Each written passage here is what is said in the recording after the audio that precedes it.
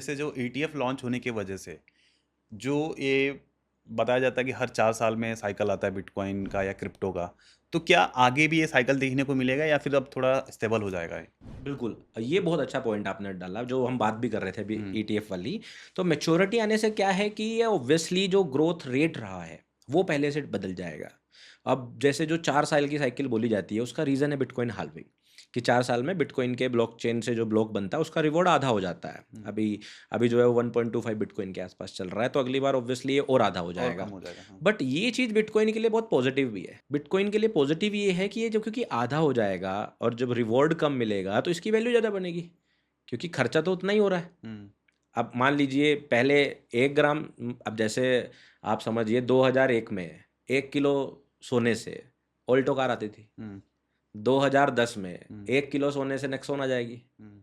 ठीक है? आज के वक़्त में 1 डिफेंडर किलो आ सोने से जाएगी। डिफेंडर आ जाती है कि नहीं? हाँ। हाँ, तो वही डिफ़रेंस है जो हमें समझना है कि बिटकॉइन का जब रिवॉर्ड कम होगा और फ्यूजन रेट कम होगा, तो उसकी डिमांड तो वैसी ही है और बढ़ ही रही है। देखिए, आप आज से 2 साल पहले इंडिया के अंदर कोई बिटकॉइन की इतनी बातें खुल में करता नहीं नहीं था। करता था। आज कर रहे हैं। हम्म। इतनी बड़ी पॉपुलेशन इंतज़ार कर रही है। क्या इसके पीछे क्या रीजन लगता है कि अब ज्यादा लोग बातें कर रहे हैं? हाँ, तो ये बिल्कुल वही डिमांड वाली चीज़ मैं आपको अच्छा। वही वहीं से आ रहा हूँ कि सबने देखा कि ये एक एसेट जिसके बारे में लोग सुनते थे, कभी-कभी बार-बार आरबीआई की तरफ से वार्निंग दी जाती थी कि लीगल टेंडर नहीं है। Hmm. Even finance minister Arun Jaitley ji ने तो स्कैम बोल दिया। लोकसभा में ही बोल दिया था, हाँ। नहीं-नहीं कि ये लीगल टेंडर नहीं है, तो इससे ओके। बच के रहें। हम्म। जब ये आरबीआई वाले बैन की मैं बात कर रहा हूँ।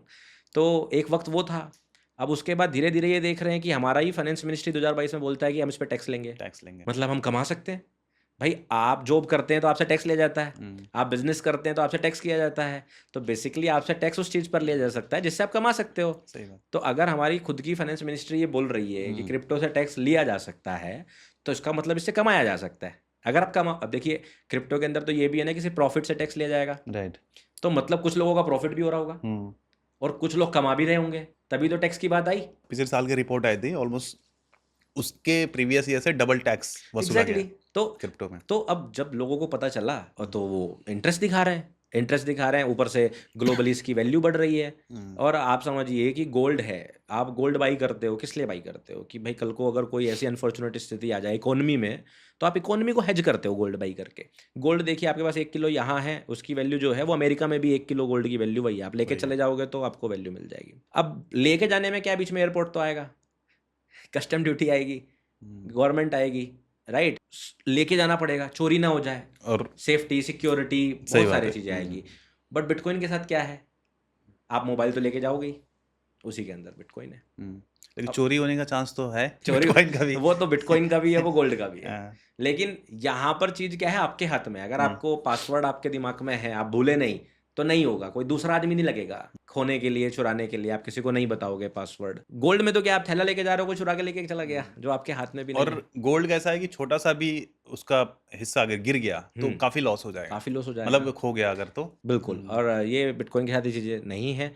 तो अगर देखें तो इन सारी चीज़ों की वजह से लोगों को समझ में आ रहा है और फिर खुद मोदी जी बोल रहे हैं डिजिटल इंडिया, तो लोग हर चीज़ में डिजिटलाइज़ेशन ढूँढ रहे हैं। हम्म। तो डिजिटलाइज़ेशन जब हम ढूँढ ही रहे हैं, तो हर चीज़ में देखेंगे, वो इन्वेस्टमेंट में भी देखेंगे। अब आप सोचिए आज के वक़्त में लोग डिजिटल गोल्ड बाई करते हैं, बहुत सारी एप्लीकेशंस आपको पता है मैक्सिमम एप्लीकेशन इसमें से रेगुलेटेड ही नहीं है। अगर आपका कल को किसी एप्लीकेशन से आप गोल्ड बाई कर रहे हो, डिजिटल गोल्ड, आपको लग रहा है डिजिटल गोल्ड बाई कर रहा हूँ। हम्म। कल को अगर कोई भी गड़बड़ हो गई, तो आपको पता है आप कोई रेगुलेशन ही नहीं है, आप उसे रिकवर कर पाओगे और हम लोग डिजिटल गोल्ड बाई किए जा रहे हैं। तो ऐसी बहुत सारी चीज़ें हैं। अच्छा, सुनने में ये भी आ रहा था कि डिजिटल गोल्ड इतना बाई हो चुका है कि फिजिकली उतना है ही नहीं। बिल्कुल, मैं वही तो आपको बता रहा हूँ। आप मान लीजिए कोई आपने एप्लीकेशन डाउनलोड करी, हाँ। उसने बोला कि आप मेरे से गोल्ड खरीद सकते हो, सारा बच जाएगा, मेकिंग चार्ज बच जाएँगे, एक हम्म। बहुत छोटा-सा माइनर सा 50-100 रुपए का चार्ज देके खरीद लो। हाँ। आपने 1 किलो खरीद लिया। अब आपके पास वो नंबर तो है, वहाँ पे हम्म। दिख रहा है, आप भी खुश घूम रहे हो। हाँ। लेकिन किसी दिन आपको जो है अचानक से वो कंपनी को आपको पता चला कुछ गड़बड़ हो गई, गवर्नमेंट ने रेड किया या कुछ किया, आप गए लेने के लिए वो 1 किलो, भाई मुझे तो वापस कर दो। उन्होंने बोला हमारे तो अकाउंट सीज हो गए, हम वापस नहीं कर सकते। आप बोलोगे मुझे गोल्ड ही दे दो, पैसा नहीं दे सकते, गोल्ड तो दे दो। हम्म। कह रहे वो तो हमारे पास था ही नहीं। हम्म। यही तो मैं आपको बता रहा हूँ कि ये सारी समस्याएँ हैं। तो अब उसके बदले लेकिन बिटकॉइन जब आप बाई करते हो तो आपके पास तो प्रूफ़ होता है। हम्म। आपके पास उसकी पूरी की होती है, ब्लॉकचेन होती है, आपका ट्रांज़ैक्शन कहीं से भी वेरीफ़ाई किया जा सकता है। तो ये सारी चीज़ें जब लोगों को समझ में आ रही, जब लोग क्रिप्टो के लिए एजुकेटेड हो रहे हैं, इसलिए बिटकॉइन की बात ज़्यादा हो रही है।